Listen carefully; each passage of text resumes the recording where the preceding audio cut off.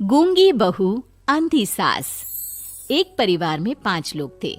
ओम प्रकाश, उनकी पत्नी सुमित्रा, बहू भावना, बेटा राहुल और एक थी उनकी बेटी प्रियंका। वैसे तो ओम प्रकाश और सुमित्रा के घर में सब कुछ ठीक ठाक था, लेकिन सुमित्रा की एक आदत थी। घर में कुछ भी गलत या सही हो तो वो किसी से कुछ नहीं कहती। और भावना स्वभाव की इतनी सीधी सादी थी कि अगर कोई उसके साथ गलत भी करता तो भी वो उसे कुछ नहीं कह पाती। इसी के चलते प्रियंका और राहुल घर में मनमानी चलाते रहते, क्योंकि घर को संभालने वाली औरतें इस तरह से रहती थी जैसे वो गूंगी और अंधी हो। माँ, मैं अपनी सहेलियों के साथ पिकनिक पर जा रही हूँ। ठीक है बेटा, चली जाओ। और मुझे आने में रात हो जाएगी, देर से ही आऊंगी मैं। अच्छा, कोई बात नहीं बेटा। अरे भावना, तुमको एक बार में समझ में नहीं आता क्या? नाश्ते में फिर से पराठे बना के रख दिए। कितनी बार तुमसे कहा है कि मेरे लिए ढंग का नाश्ता बनाया करो। ठीक है जी, आगे से ध्यान रखूंगी। अरे ये बहू से किस तरह से बात कर रहे हो तुम राहुल? अरे तो और क्या करूं पापा, इसको कही बात एक बार में समझ में ही नहीं आती। सुमित्रा, तुम अपने बेटे को समझाती क्यों नहीं? बहू से बात करने का ये क्या तरीका है? अरे जिसकी जैसी मर्जी आए करो, मुझे क्या। भावना बेटा, तुम भी तो कभी कुछ कहा करो। इस तरह क्यों सबकी बातें सुनती रहती हो?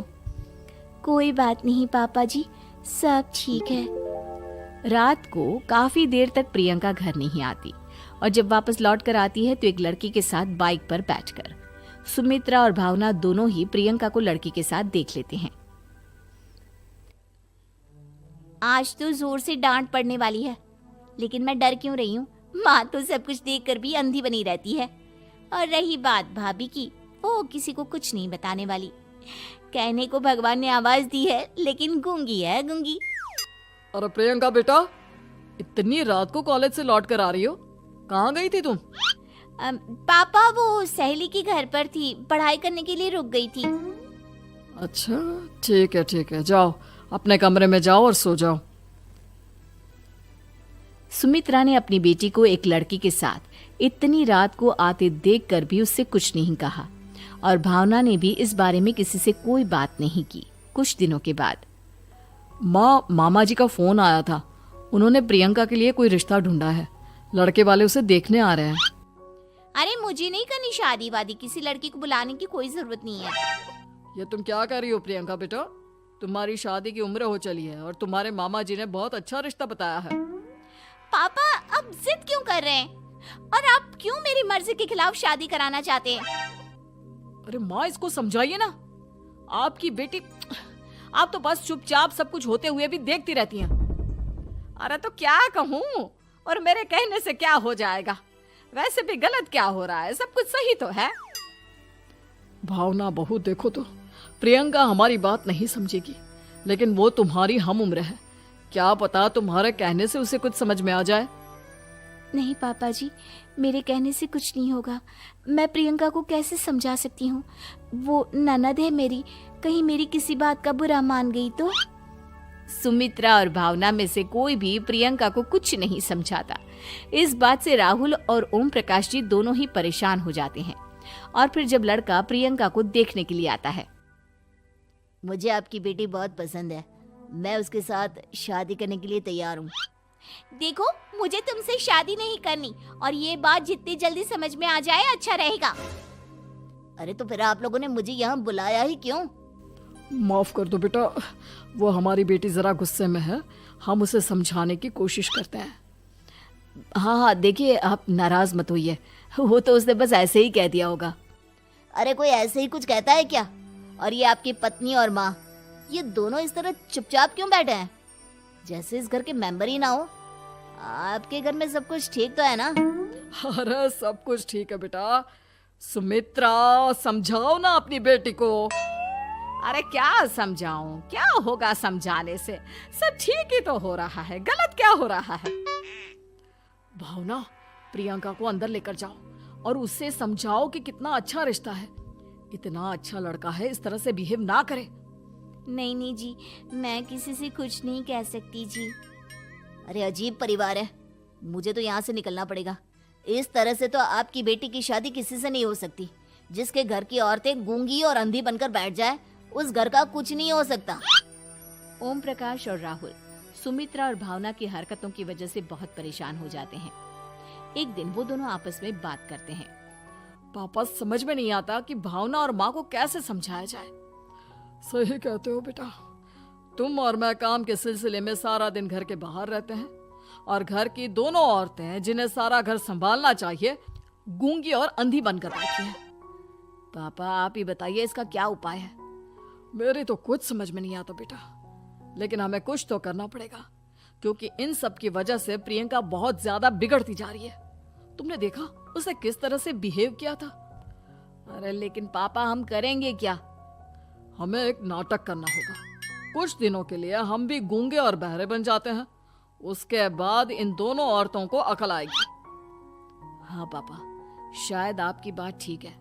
हम दोनों हर बार बात को संभाल लेते हैं और इसी वजह से माँ और भावना कुछ भी करने की कोशिश ही नहीं करते। और फिर अगले दिन, भावना, नाश्ते में क्या बनाया है? जी पराठे बनाए हैं। मेरे लिए पोहा बना दो। अच्छा जी ठीक है, अभी बना देती हूँ जी। बहू, नाश्ते में क्या बनाया है? पापा जी पराठे हैं और पोहे बन रहे हैं। अरे बहू, मुझे तो उपमा खाने का मन था, मेरे लिए उपमा बना दो। ठीक है पापा जी, अभी बना देती हूँ। भाभी जल्दी से जरा मेरा कॉलेज का टिफिन तो पैक कर देना। और सुनो, मुझे ना भिंडी की सब्जी खाने का मन है। सुमित्रा चुपचाप बैठी बैठी सब कुछ देख रही थी। उसने किसी से कुछ भी नहीं कहा और ये देखकर भावना को मन ही मन गुस्सा आ रहा था, लेकिन वो किसी से कुछ नहीं कह रही थी। उसे लग रहा था कि ओम प्रकाश जी जो हमेशा उसकी साइड लेते थे वो भी आज चुपचाप बैठे हुए थे। शाम के वक्त प्रियंका अपने बहुत सारे दोस्तों को लेकर घर आती है और उधर दूसरी तरफ से राहुल भी अपने ऑफिस के दोस्तों को लेकर घर आ जाता है। प्रियंका अपने कमरे में तेज म्यूजिक चलाकर डांस करती है और राहुल अपने दोस्तों के साथ बैठकर जोर जोर से हंस रहा था। प्रियंका और राहुल मिलकर पूरे घर को अस्त व्यस्त कर देते हैं, लेकिन भावना उनसे कोई शिकायत नहीं करती और सुमित्रा जी भी चुपचाप बैठी रहती है। लेकिन भावना और सुमित्रा के अंदर का गुस्सा धीरे धीरे बढ़ रहा था। फिर रात को ओम प्रकाश और राहुल एक दूसरे से बातें करते हैं। पापा, हमने इतना कुछ किया फिर भी भावना कुछ बोलती ही नहीं और माँ भी कुछ गलत करने से किसी को रोकती ही नहीं। तुम चिंता मत करो बेटा, इन दोनों के अंदर का गुस्सा भर रहा है और बहुत जल्दी बाहर आने वाला है। अगले दिन, अरे बहू, ये कपड़े धुले हैं या गंदे हैं? पापा जी कपड़े तो मैंने धोकर ही आपकी अलमारी में रखे थे। मुझे तो साफ नहीं लग रहे, एक बार और धो देना। प्रियंका, मैं सोच रहा था कि तुम्हें उस लड़के से शादी नहीं करनी है ना, मत करो। एक काम करो, वैसे भी क्या रखा है शादी वादी में, तुम्हें जो लड़का पसंद है उसके साथ जाकर कोर्ट मैरिज कर लो। इस बार ओम प्रकाश और राहुल की बात सुनकर भावना और सुमित्रा के अंदर का गुस्सा जाग उठता है। मैं किसी से कुछ कहती नहीं जी, इसका मतलब ये है कि आप लोग मुझे परेशान करते ही रहेंगे। कल 4 बार मुझसे नाश्ता बनवाया, आज पापा जी मुझसे धुले हुए कपड़ों को बार बार धुलवा रहे हैं। अरे मैं इंसान हूँ जी, कोई मशीन नहीं हूँ।